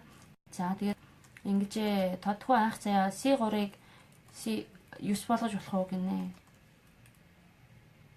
C3-9 биш C3-9 байх штэ. C3-9 чинь өнгөрсөн 2016 оны 3 сарын өмнө авсан бол аялын сургалт виз болгож болно. Тэрнээс хойш авсан виз бол болцсон шүү гэж хэлэх юм. За түрүүний би энэ дээр чанга гэж биччихлээ. Тэгээд өөрийнхөө нэг гуа самуушил гэж ярьж байгаа штэ. Гуа самуушил буюу танхимынхаа офис дээр очиод танхимынхаа эхлэх дээр газар очиод чаахан падгүйш боёо гэх юм бол зарим сургуулиуд тэр танхимынхаа офис дотроо материалууд авдаг сургуулиуд байдаг. Тусдаа хилцтэй сургуулиуд байдаг. Тийм болохоор чаахан падгүйш боёо гэд хэлэх юм бол танд танаа одоо танхимын чинь ажилтнууд туслах багш нар танд туслах болно. Тийм. За тэгээд нэг төвшин бямба очоор арай хүнд хариулт өгсөн юм шиг. За тэгээд Бацуух чороос маань хэлний бэлтгэл сурангаа Солонгост удаан хугацаагаар амьдрах ирэх бүхий виз авч болох уу? Мэдээлэл өгөөч гинэ. F2 байнгын оршин суух байж болно. Суунгаа гэхэр чинь. Тэгэхээр таны виз харин хэлний бэлтгэлээрээ бол ажиллах боломжгүй шүү дээ. Тийм. Тэгээд хэлний бэлтгэл бол ажиллах боломжгүй нэгдүгээр, хоёрдугаар бакалавр бол дээдлэл нь 25 цаг 7 хоногт. Магистр бол дээдлэл нь 30 цаг. Байнгын оршин суух виз юм шүү. Нэг бол байнгын оршин суух виз авч иж тааг нөө визтэй оршин суугаараа зүгээр сургалтаа бүртгүүлээд хичээлээ хийж бол болно. За энэрлэгийн топик өгөхгүйгээр бакалаврт орчих сургууль байдаг уу гинэ. Ер нь бах баха. Тэгээ ер нь бүгдийг нь ячиж байгаа. Тийм бүгдээрээ ер нь топик доотлон дөрөвтэй байж иж орох боломжтой. За тэгээд тэр журам гарахаас өмнө орцсон оюутнууд бол төгсгөөс өмнө заашгүй топик дөрвийг авч иж төгснө гэсэн тийм заалттай болсон байгаа. За тэгээд Ано Батэрд маань бизнес сургуулийг яаж мэдэх вэ гинэ. Бизнес сургууль ер нь 7 хил удаа хичээл ордог шүү дээ. Тэрүүгээр нь баг. Тэгээд хэлний бэлтгэл нь 7 хоног 4 удаа юм уу 5 удаа хичээл ордог. Тэгээд цаг нь айгүй бага байт юм лээ. Тэг хичээлийн чанар бас муу. Хэл сурахад ер нь хэцүү. Тийм тэгээ бас нэг жоохон онцгойлтой монголчууд их байгаа. Монголчууд ихтэй нэг ангид баруун төрчгөр Монгол байж байгаа юм тий. За тэгээ зулаан ястар магистр сурдаг оюутнууд за магистр сурдаг оюутнуудыг харахад зарим 7 хоногт нэг удаа орчмаа магистрийн талаар мэдээлэл өгч юм. Өдөр болгон орж байгаа нь болохоор энгийн анги байгаа. Оройгоор орж байгаа нь болохоор 7 хоногт магистр нэг цаг байгаа даа. Оройных нь болохоор ажилчид зориулсан орой анги ихэвчлэн 7 хоногт нэгээс дээдлэл нь 2 цаг одоо 20 өдөр орно. Дийлэнх нь 1 өдөр орж байгаа. Тийм болохоор энгийн одоо магистрийн энгийн ангиу эсвэл оройн ангиу гэдгээсээ болоод байгаа шүү. Одоо чи оюун цолоо бичснээ дахиад явуулж өгөөч. Чиний бичсэн юу харагддаггүй миний бичсэн уншихгүй байх юм аа гэж бичсэн байна. Бичсэн дахиад өгөөрэй. Уншаад өгье. Хариулт өгье. За ингэнэ. За энэ хооронд хэлж би сайн 1365-ыг оруулсан байгаа. www.6365.gokr гэсэн энэ сайт руу ороод өөрийнхөө мэдээлэл маш зөв оруулах хэрэгтэй шүү. Тэгэхгүй бол нөгөө гадаад иргэний өмнөхөр яг тулгаж иж дараад нь ага бичүүлэн тийм болохоор анханаас нь маш сайн зөв оруулсан. Үсгийн айгуу сайн том жижиг тэр бүгдийг шалгаж айгуу сайн оруулсан юм байна лээ. За чимэд орж за ингэнэ. Энэрл одоо хэлний бэлтгэл сурж байгаа хүн топик өгөхгүйгээр бакалавр орчвол сургууль байдгүй хамгийн гайгүй нь ямар сургууль вэ? Хэлний бэлтгэл бэлтгэл сурж байгаа хүн топик өгөхгүйгээр бакалавр топикийн оноогүй ормоор байвал яг level 5 юм уу 6-аад төгсөн байх тийм бичиг байд юм байлээ. Бичигтэй байх шалтгаан. Тэгээ одоо сургууль нь яах юм бэ? Сургууль нь эсэлтийг бол заавал топикийн оноотой гэдэг журам гарсан байгаа. Тэр сургууль нь харин яах юм бол тэрийг сургуультайгаар ярьж үзэхэндээ. За ингэ C3-ын 9 бол D2-ын 6-гийн дагалдангаар сурч болох уу гинэ. C3-ын 9 болоо.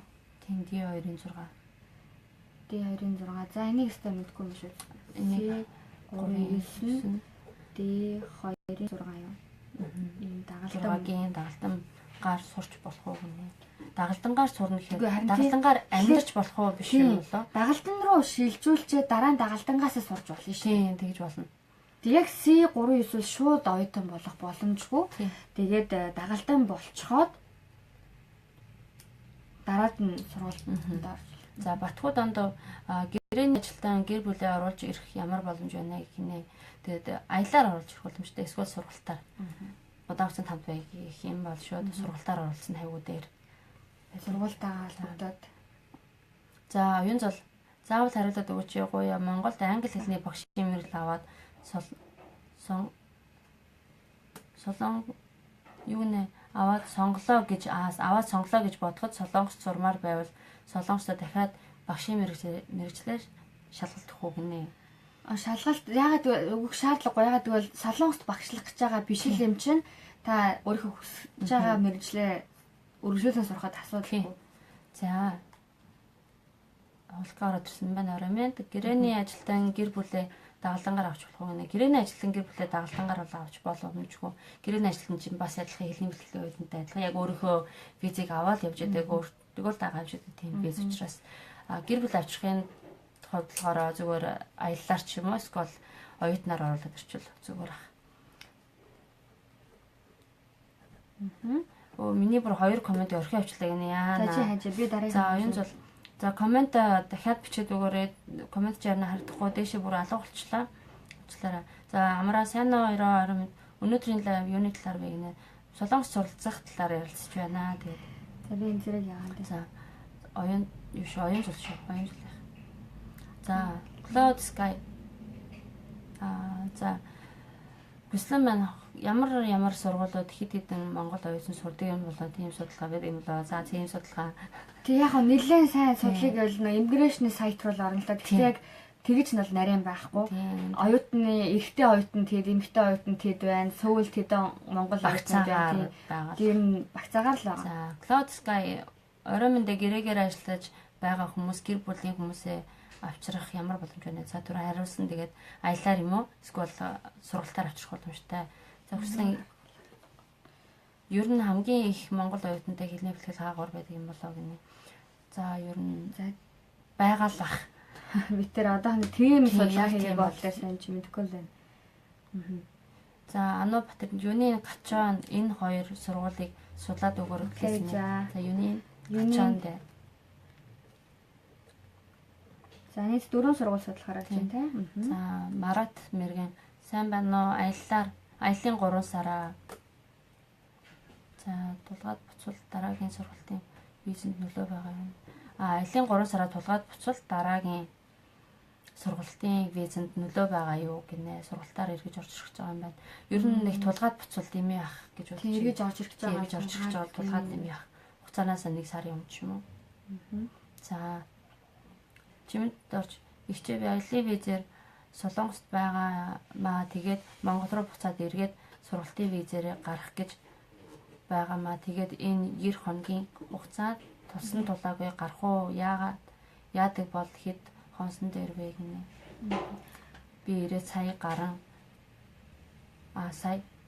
сар гарan болж байгаа маа хэлээд өгч гэж байгаа юм шүү. Сая гэд үчтэй сар гарan л юм шүү байна.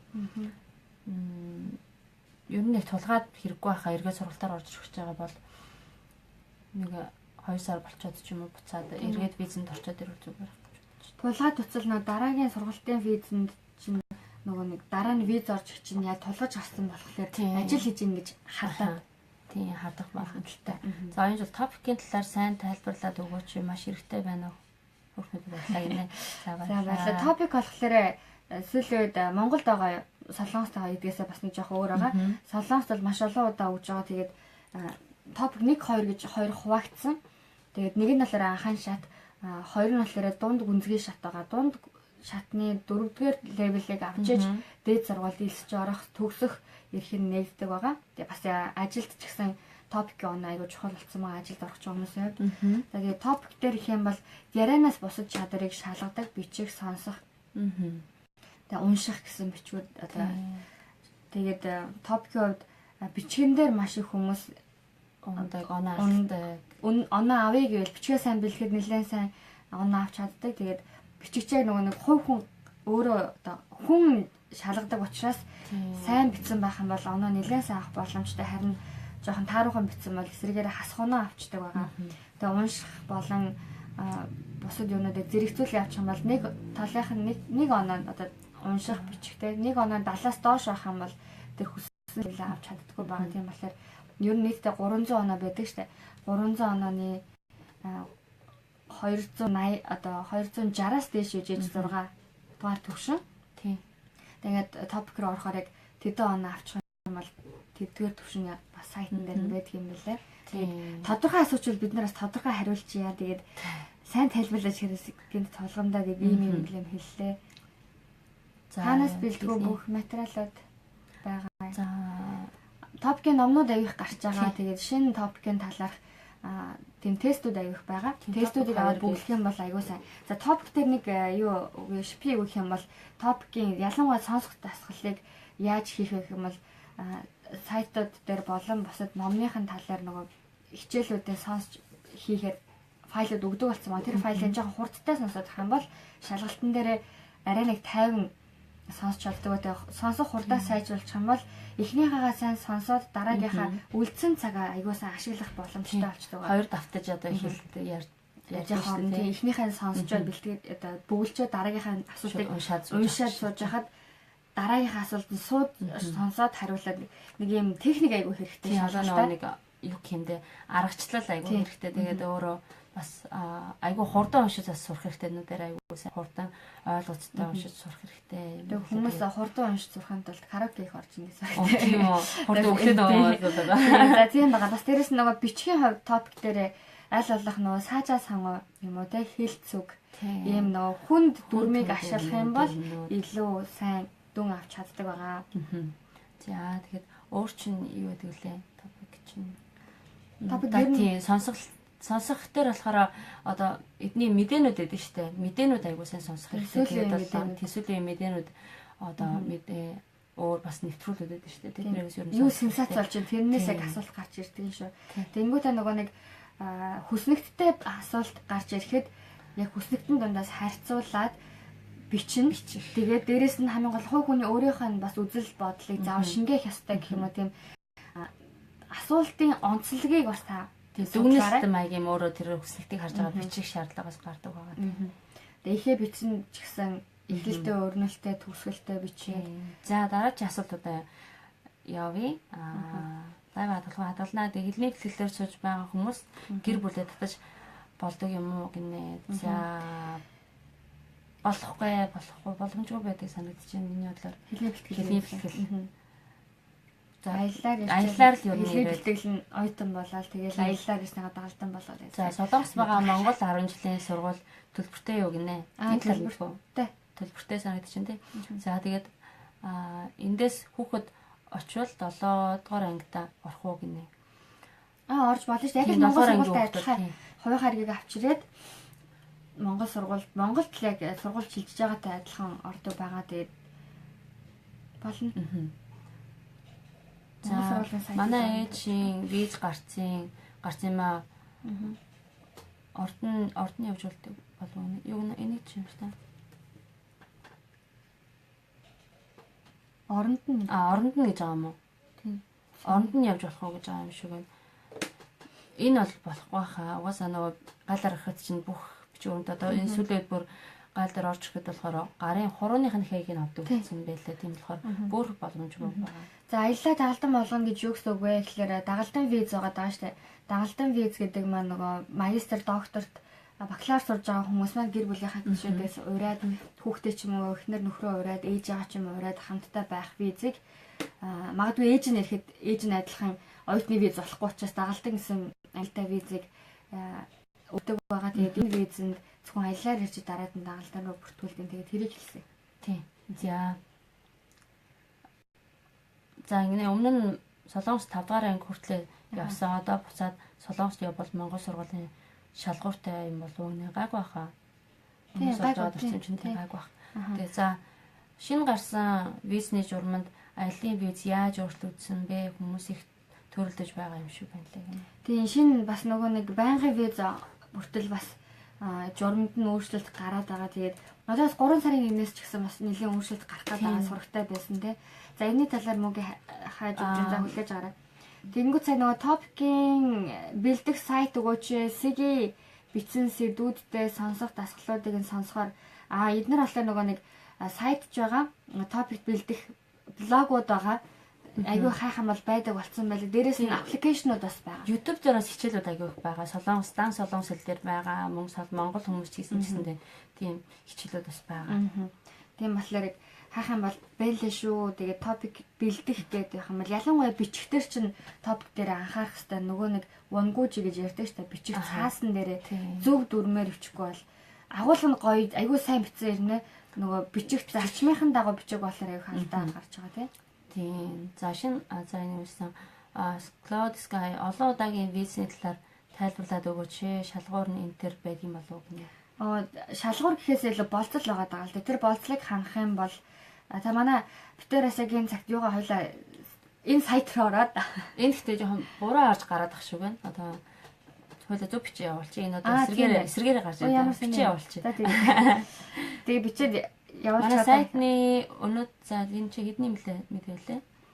За 2 сарын 15-ны мэдэн дээр бас байгаа. Таас манай сайтаар орж мэдээллүүдийг үзэж байгаарай. Тэгээ бид нар ч гэсэн нөө тагсан монголчуудад зориулсан радио юм болохоор яг сайтаар болон фейсбүүкээрээ дамжуулаад танд хэрэгтэй мэдээллүүдийг хүргэж байгаа. Тэгээд 3 сарын 1-ээс эхлээд хийгдэх хэрэгжих өөрчлөлт болоод бас байнгын сая нөгөө хүмүүсийн толгой эргээд байгаа нөө олон удаа орж гарсан виз гэдэг нөгөө мультивизийн талаар ч гэсэн бид нар мэдээ тавьсан байгаа. За тэрийг шууд линкийн шууд оруулаад үзэж байна. Одоо энд орж. За энэ нэлээд шамбалсан юмчлаа. За дараачих нь хүүхдээ сургуульд өгж болох уу? 1-р ангид өгвөл төлбөр нь хэд байдаг юм? Хэдэг вэ? Би өөрөө гэрээний ажил хийдэг юм аа гинэ. Монгол сургуульд юм болов? Зөөрэй солонгос сургууль юм лөө тэрийг. Солонгос сургуулиараа баг сургууль нь гайгүй штэ. 1-р ангид юм бол баг сургууль нь гайгүй гэхдээ тодорхой хэмжээнд төлбөр төлөх байхаа гэж бодож байна. 4-5 жилийн өмнө бол ер нь барыг төлбөр барыг байхгүйсэн. Тэгээд гадаад хүүхэд юм болохоор дөнгөж ирж байгаа гадаад хүүхдүүдэд сургуулаас нь нөгөөдний олон соёлт гэр бүлийн хүүхдүүдийг дэмжих тийм хөтөлбөр дотор хамтдаа ороод тэтгэлэг энэ төр авах боломжтой болчтой байгаа. Тийм болохоор та сургуулийн асуудлаараа танай дүүргийн нөгөө нэг боловсролын яамтайгаа холбогдоод аль сургуульд орохоор яг гэрийнхээ харьяаны сургуульд орох шаардлагатай байдаг дунд баг сургууль нь. Тийм. За тэгээд тэтгэврийн насны хүн бас хүүхдээ аваад визэнд ороход мөнгө байршуулах уу, олон удаагийн виз хүсч болох уу гэдэг ч байна. За энийг бас судлаа тий. За сулаасар орой сайн гэсэн мэддэг сайтаа дор бичиж өгч болох уу нэг яг ямар төрлийн сайт асууж байгаа юм болоо. Өмнөх асуулт нь за сулаасар тэтгэврийн хөрөгтэй мөнгөний болох уу гэсэн юм тий. За бид тэр солонгос суралцахтай холбоотой нэвтрүүлгүүд ер нь энэ 2 сарда багтаад хийжсэн. Тэгээд өнөөдөр сүүлийн дугаар байтал нэлээд асуултууд их үзэгчид мань ч гэсэн олон байгаа болохоор эхний нэг хэсэгтээ бас сургууль одоо дөнгөж яг сургуульд ороод ирэнгүүт манай шинэ оюутан залуу шинээр хэлэгчид маань нэлээд мэдхгүй зүйл гарах байхаа гэж одоо бид тэр ч гэсэн туслая гэж бодож байгаа. Тийм болохоор та гэсэн үргэлжлүүлээд үзээрэй. Өнөөдрийн нэвтрүүлэг маань солонгос суралцах тухай 4 дахь дугаар байгаа. За ингэнэ оюун зул 18 хүрээгүй хүүхэд барьцаа 5 сая даасандаа байршуулах уу? Түрүүн хариулсан маш баярлалаа. Би одоо аялаар яаж визээ гарах уу гинэ.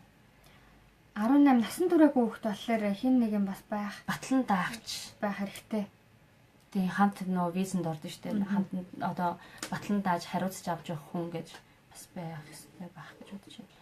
За нэг бас тэр судлахгүй л тийм нэг судлахгүй.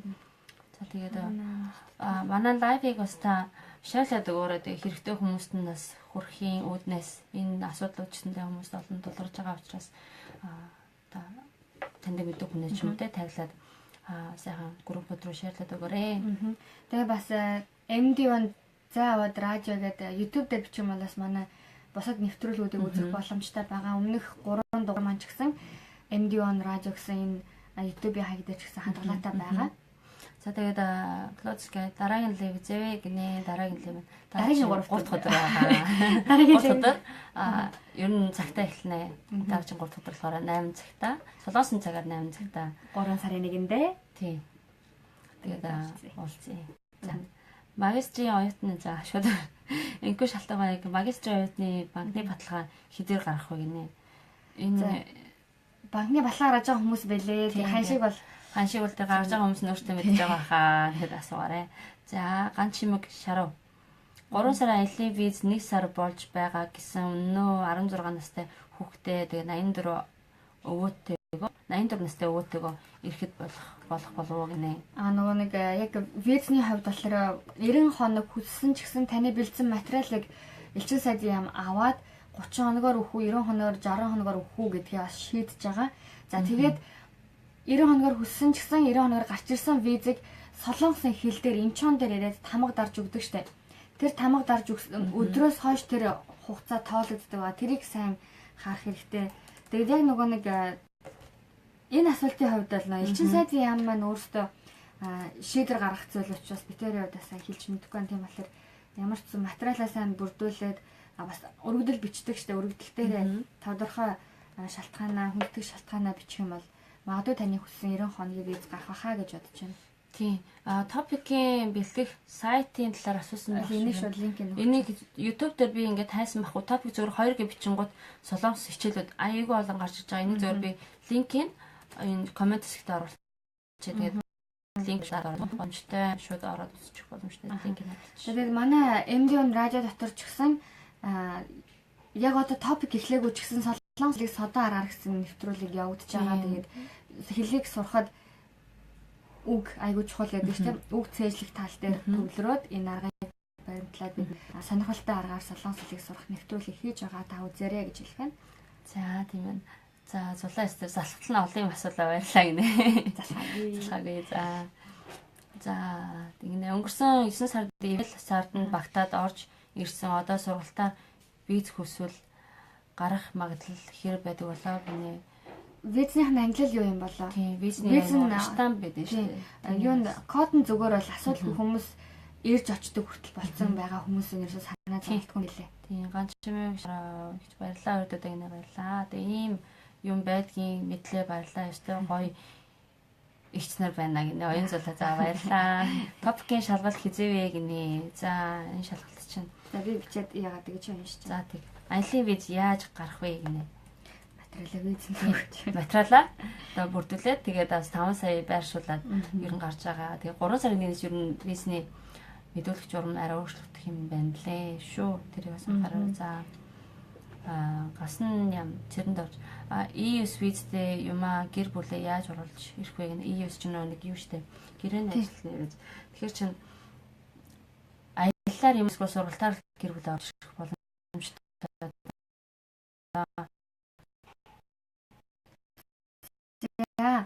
Шалгалтын хувьд одоо нөгөө 3 сарын 18-наас 19-ний хооронд шалгалт өгч байгаа 50 шалгалт шалгалтыг өгч байгаа 2 сарын 6-наас эхлээд та одоо нөгөө аль болох хурдан гэрэг аваад сургууль бүртгүүлээрэй гэж хэлэх байна.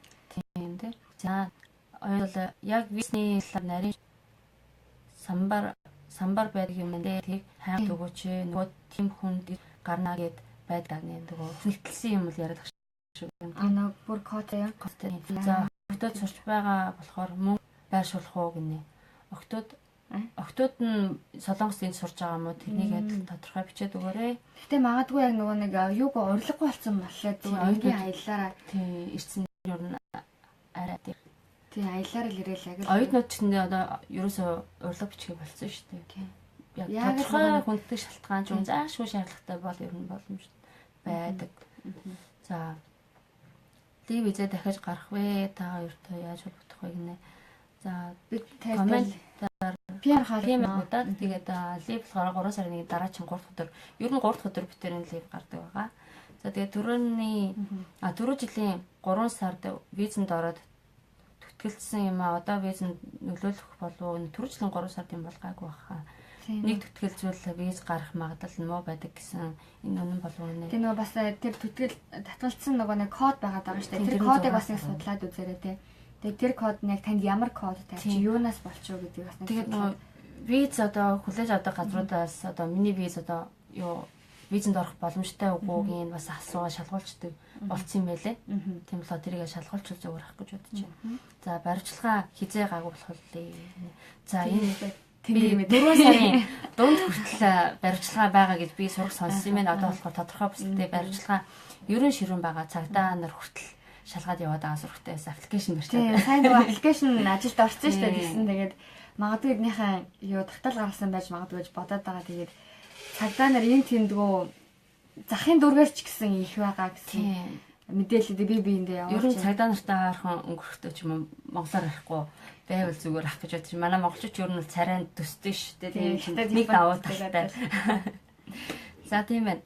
Эрдэнэ жаргал цэрэнд орж байна. Гэрээний виз дарагдсанаас хойш хэд хоногийн дотор явах боломжтой байдаг вэ? Хэр хугацаатай байдаг юм болоо? Энэ болохоор гэрээний виз чинь нэгдсэн журмаар гаргадаг санагдаад байна. Тийм болохоор нөгөө нэг цаад байгууллагын цаанаасаа юу гэх нөө энэ тэрэгээд бас хийж өгд юм лээ. Тийм цаанаас нь магадгүй ажил олгогчийн зүгээс яралтай одоо ажил их байна, хурдлаач гэвэл танд хэлээд төрүүлээд бас ажилд авч магадгүй. Харин нэг бол яг нэгдсэн журмаар дээр яг нөгөө сургалтанд энд авчирчаад хүртэл солонгос яаж амьдрах уу хүртэл хийж байгаа дараад нэг ажлын талбар дээр хөргөж өгдөг байгаа тийм болохоор эсвэл хүмүүс нь ирээд авчдаг ч юм уу тийм. За ингэнэ дэрмэ жаргал гэдэг юм байна. Тийм ээ октод сурч байгаа. Тэгээ 5 сая байршуулахгүйгээр болох болов сөүл сурч байгаа гинэ. Ер нь болохгүй хаа 5 сая ер нь байршуулах байх. Эсвэл одоо нөгөө нэг октод нь ч юм уу одоо имчилгээний виз ч юм уу эсвэл аялын визэл ер нь ирэх боломжтой. Тэрийг яг нөгөө виз олгох газраас л асуух хэрэгтэй хэ. Сайн нөгөө нэг визний материал хүлээж авч байгаа зөв тэрийг бас шалгаж үзэх болсон гэж байна. Тийм болохоор та судлаад үзээр нэлээд олон байгаа шүү дээ. За аялын виз нэг сар болсон юм гинэ. 30-аас 90 хоногийн визнүүд янз янз байгаа. Тэгээд нөгөө мультивизтэй холбоотойгоор нэг жоохон өөр юмнууд яригдж байгаад оруулах уу. За би дахиад энэ мэдээний линкийг танд оруулж өгье. Та ийшээ ороод уншаарай гэх юм бол илүү ойлгомжтой байна. Тэгээд ойлгохгүй дахинахаа унших юм л цаавал. За. Ингэнэ. За ингэ оюун цэцлийн юуг нь уншлаа. Визний самбарын мэдээлэл өгч чигээ битүүрээс өөртөө судлаад эргээд хариу өгье. За зүрх ганц чимэг шаруу гэдэг ч маань зүрх муутай групптэй хүүхэд визэнд ороход яах вэ? Мөнгө байршуулах уу гинэ. Имчилгээгээр ирэх гэж байгаа юм шиг байна тийм үү. Тэгээ имчилгээнийхаа бичгээр л ер нь орчтой гэж санагдаж байна. Тэгээ имчилгээнийхаа нөгөө нэг дансан тас мөнгө зүрх байршуулад гэдэг. Тийм гэхдээ юу л имчилгээний виз чинь нөгөө нэг хариу дийлийнх нь юу юм бэ лээ. Тэр нь болцсон юм шиг лээ. Ягаад гэхээр имчилгээний зардал хээр бодлох мэдгүй учраас имчилгээний зүгээс тэгж хэмжих боломжгүй. Тийм болохоор өөх энтраа явуулаад их хүчилгээ мөчгийг авчих юм бол асуудалгүй юм байлээ. Тэгээд нэг нь манай монголчууд илүү батараандаа хийх гээд төлбөр мөл нөгөө ингээд бодлоор яг таны энэ хүчтэйг бид нэр харж ийн л гэхээ энэ хүн яг энэ хэлбэрээр гаргах байна. За ингэнэ тэгээ иммиграшны монгол хэлтэй болохын ажил ямар шалгууруулалт явуулдаг юм бол гинэ. Тэр болохоор за тэрийг сайн байгуулах нь л өөртөө шалгуур тавьдаг баг. Тийм байгууллагын зүгээс л яах. Бид чинь тэгвэл бүр иммиграшны ажил хийж байгаа юм. Тийм байна. Магадгүй та монгол ажилтнаас нь холбогдоод та яаж ажилд авсан бэ? Тийм шууд тий ормоор байна гэж шулууг асуусан дээр ах. За та хоёртаа яаж холбогдох вэ? Утас эсвэл май хаяр хэлээч, имэйл хаягаар хэлээч гэнэ. Шууд PM-ээр энэ нааша Монголын диаспорад орж. Нэг бол PM, нэг бол бид хоёр яг энэ доор одоо юугаа бичээ. Имэйл хаягаа бас биччихье. PM-ээр холбогдож болно таас имэйл рүү бид нэрөө бичээрэй гэж хэлэх байна. За тэгээд таны хаяг буруу харсан харагдаад байна гинэ. За бид хоёр шууд одоо дахиад юу вебсайтынхаа хаягийг явуулчих. Тэгээ сая бас линк оруулсан байгаа. Линкээ дараад үзэх юм бол сайн нэг 3 сарын 1-ээс мөрд бизнес журнал бас тэн дээр байгаа. Өөрийнхөө үйл ажиллагаа хаягаа хэлж өгөхгүй юу гинэ. За баярлалаа. Одоо маань орлож багтаад байна гинэ. Энэ интернетээсээ болж байгаа хаа энэ болохоор гайгүй байна. За өөрсдийнхөө Facebook-ийн нэрийг хэлээд өгчээ. За тэр бол боломжгүй. Угаасаа энэ дотор байгаа. Тэгээ шууд манай Монголын диаспора байгаа. Бид тэр хоёулаа байж идэг. За манай радио ямар очиртай яагаад ийм лайв хийж байгаа нэг танилцуулаад. За энийг за Талсан монголчуудад зориулаад бид нар юм нэвтрүүлэг хийж байгаа юм, радиог ашиглаж байгаа маа, интернет радио байгаа юм. Тэгээд манай цахим хаягдлаараа www.md1.dundur-radio.com гэсэн хаягтай байгаа. Бас бидэнтэй фейсбүүкээр холбогдож болно. Mongolian Diaspora гэсэн таны үзэж байгаа аккаунт болон Mongolian Diaspora интернет радио стейшн гэсэн хуудас бидэнд байгаа мөн. YouTube дээр бидний өмнө нь хийсэн нэвтрүүлгүүдийг та үзэх боломжтой. Та юу гэж хайхаа гэхээр хайх хэсэгт нь MD1 радио гэж бичээд имэйл өчгөр бол md1radio@never.com гэсэн хаягаар имэйл бичээрэй. За ингэнэ. За сайн байна уу? 2 удаа гарсан юм аа. Одоо 3 сараа тулгаад орж байгаа. Эргээд виз мэдүүлвэл яах вэ гинэ. Тэгээд визтэй хүмүүс ингэж инээд юм байна штэ гинэ. Тэгээд зөвхөн визтэй гэж бичлээ. За 2 дуу маань 3 сараар 2 удаа орж ирээд 3 сар тулгаад гарсан. Дахиад визэнд ороход яах вэ гинэ. Тэгээд тийм ээ тэрийг одоо хүнээс шалтгаална хтаа тэгээд тийм байна. Гарах болтугай гэж хэлсэн. Тэгээд за буу юм асуунаа бас гарахгүй магадaltaй гинэ. За өнөөдөр битээр бол хэцүү буу юм асуунаа гарах магадaltaй гингүй шас хийгдсэн байна. За визтэй хүмүүс ямар жаргалтай нэг яана аваачлаарэ. Тэгээд бас визнэгэд яаж мэдчихвэ? Гоё шүү амжилт гинэ зааварлаа. За тэгээд өнөөдрийнхээ нэвтрүүлгийг бид нар бол 8 цаг 9 цагийн хооронд шууд танд хүрэх дугаас солонгос цагаар тийм болохоор өнөөдрийнхээ нэвтрүүлэг маань 8:30-аас эхэлсэн. Тэгээд хөлцөл өчөөд бид тэр 10 цаг хүртэл. Тэгээ одоо 6 минут үлдсэн байна. 6 минут үлдсэн байна. Та өөр асуух зүйл байна хэлээрэй. За одоо хоёулаа нөгөө сургуулийн ажилтнтай холбогдно гэж ярьсан байгаа тийм. Яг 3 минут ч болтгоно холбогдоод. Тийм холбогдоод. Сонгон юу лээ? Тэр чинь Сөүн Хаг Гисүдэг юу гэдэг. Энэ сургуулийн нөгөө яг Монгол оюутнуудаа хариуцж байгаа. Тэгээд дуурай нөгөө тэр оюутантай холбогдох учраас таас яг сургууль сурах гэж байгаа бол сургуультай яг юун дээр нь анхаарах уу, оюутны байранд орох ер нь яадгийн, ороод юун дээр анхаарах уу, хэлний бэлтгэл дээр яадгийн гэсэн ер нь тийм зөвлөгөөнүүд өгөөч гэж тэр ярьсан байгаа юм. Тэгээ тийм болохоор таас яг асуух хэлэл асуугаарай. Тэгээ яг тэр сургуулийн хувьд л яг оюут маань сургуультай ажиллаж байгаа учраас өөрийнхөө сургуулийг л мэдж байгаа. Тэгээд сургуулийнхаа талаар бол би хэлэхэд асуудалгүй гэж хэлсэн байгаа. За залгачлаа. За ингэ өршөөлийн сарын талаар асуусан байна. Өршөөлийн сар болохоор 9 сар хүртэл байж байгаа. 12 сар хүртэл 12 сарын 3-ны хүртэл энэ бажаасан байгаа. Тэгээд тэр одоо арай сонгогдоогүй байгаа. За сайн байна уу? Байна уу? Сайн байна уу? Өнөөдрийн нэвтрүүлэгт холбогдож байгаа танд баярлалаа. Тэгээд өнөөдөр нэвтрүүлэг маш олон хүмүүс асууж байна. Солонгост сургууль сурахад юун дээр анхаарах уу? Оюутны байранд байдаг хүмүүс яаж байранд ордیں۔ Бас юун дээр анхаарах уу? Бас хэлний бэлтгэл нь яад ингээд та өнөөдөр бас манай нэвтрүүлэг үзэж байгаа үзэгчдэд мэдээлэл өгөхгүй юу? За санаа. Тэгээд үзэж байгаа үзэгчдэд өнөөдрийн мэндийг хүргэе. Би болохоор классын техник сургууль суралцдаг. Тэгээд дотор байрыг ерөнхийдөө бол хариуцлага туслах хувьд нь тэгээд ерөнхийдөө бол харж байхад Монгол оюутнуудын үед нөгөө классын үйлчлэлийн ихтэйлийн үйлчлэлүүд нэгдээд бол жилдээ 2 үйлчлэл байдаг. 3 тараас 6 сарын сүүл хүртэл нэг яваад тэгээд дундаа нөгөө амралт байдаг. Энийг болохоор монголчууд сайн мэдэхгүйгээр хамгийн тав гаргадаг алдаа гэх юм бол төлбөрөө арай буруу төлөө дараа нь татаад сургууль тэгээд нөгөө анх бүртгүүлсэн зурцлын компани хоёрын хооронд юм тийм төлбөрийн асуудал ордог. Одоо байна. Дөрөвний төлбөр бол нэлээд анхаарал тань судлах хэрэгтэй юм шиг санагдсан. Тэгээд дотор байрны үед бол ерөнхийдөө бол янз байдаг. Тэгээд Солонгос Монголын үед бол маа сургуулийн үед ярих юм бол ихтэй эмэгтэй дотор байр тустай байдаг учраас бас нөгөө монголчууд чинь ерөнхийдөө дотор бас яг байраад сургаалгүйгээ цуг амьдардаг болохоор төвчлэр арай чон тасан төгсөл муутай заримдаа гадны хүү оруулах алдааг бас гаргадаг. Тэгэхээр нэлээд анхаарч өгөх хэрэгтэй юм шиг санагдсан. Танай сургууль монголчууд ер нь хэр их байд юм бэ? Ерөнхийдөө маань сургуулийн үед ч юм бол сүүлийн монголчууд нэлээд нэмэгдэж байгаа. Тэгээд Монгол сүлийн солонгослоо нэлээд их болсон. Тэгээд түн манай сургуулийн хувьд үзэх юм бол дотоод байранд маш олон хүмүүс баг 10,000 хүмүүс байрлалаа. Тэгээд төлбөрийн хувьд ярих юм бол маш өөр байдаг. Тэгээд ерөнхийд нь их тайлбарлах юм бол тухайн өрөөндөө хэдэн хүүхэд орж байгаасаа шалтгаалаад өөр байдаг. Сарын 250 орчим байдаг дундтаа. За яг асуух жилээ.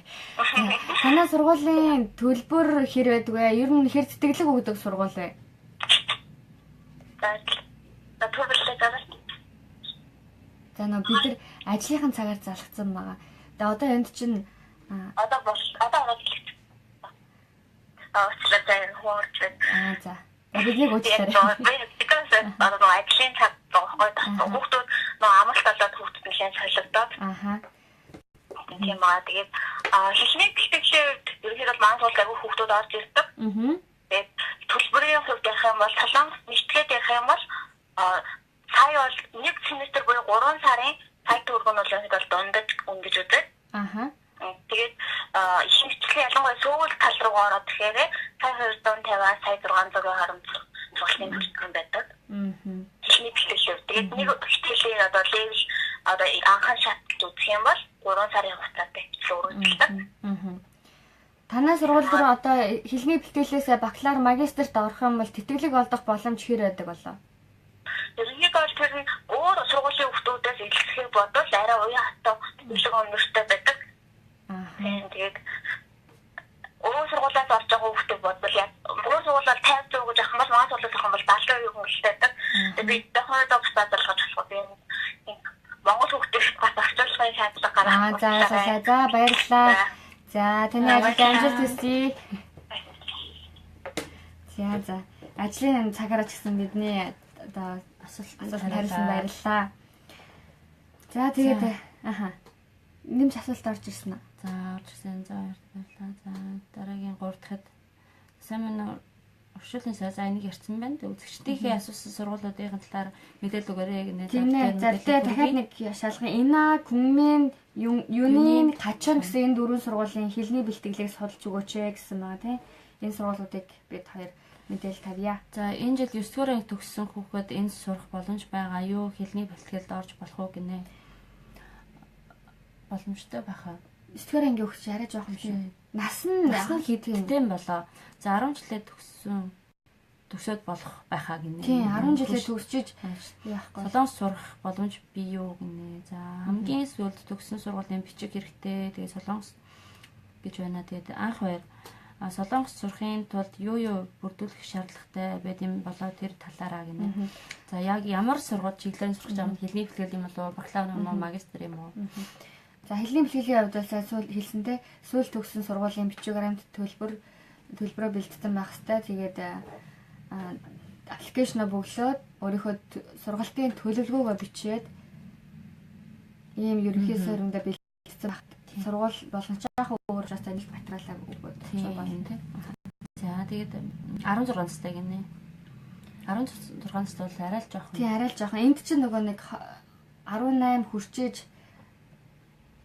бас оюутны энд чинь уусаа 18-рууд манайх чинь яг насан турш гэж үздэг бол солонгос болохоор 20 хүртэл 20 хүрээд насан турш гэж үздэг байхгүй тийм арай жоохон баг.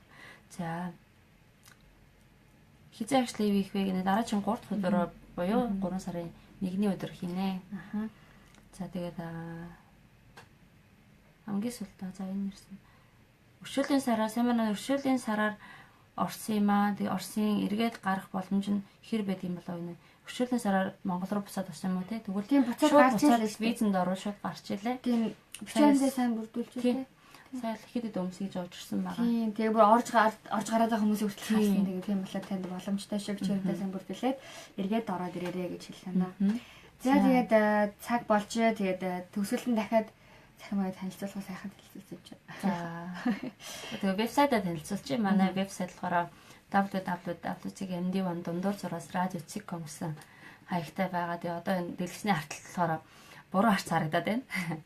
За тийм байна. Тэгээд манайхлаар лайв лоногт ер нь яг энэ лайв болохоор лоногийн 3 дахь өдөр болгон явдаг. Тэгээд бус өдөр болохоор 1 дахь 2 дахь 3 дахь 5 дахь өдөр гэсэн өдрүүдэд орой 20 цагаас 21 цагийн хооронд лайвд явдаг болохоор тэгээ өдөр болго өөр өнгө аястай лайвд явдаг байгаа. Нэгд өдөр болохоор за гайхалтай ном гэсэн номтой нэвтрүүлэг явж байгаа. Тэгээд ялангуяа Солонгост байгаа гэдэг утгаараа солонгос хэл дээр монгол руу арай орчуулагдаж амжааг энэ бестселлер болж байгаа. Маш гоё номнуудыг уншаад танилцуулж сантаас хуваалцаж байгаа. Тийм болохоор таас үзээрэй. 2 дахь өдөр болохоор дэгжин зүрх хэмээх нэвтрүүлэг явж байгаа. Тэгээд гэр бүл харилцаа, хүүхдийн хүмүүжил тал дээр ялангуяа тарсан монголчууд маань яг яах учраа олохгүй хэцүү байгаа хүмүүс яг мэргэжлийн зөвлөгч нартай, багш нартай та гэр бүл судлаач нар бас хийж байгаа учраас энэ нэвтрүүлгийг үзээрэй.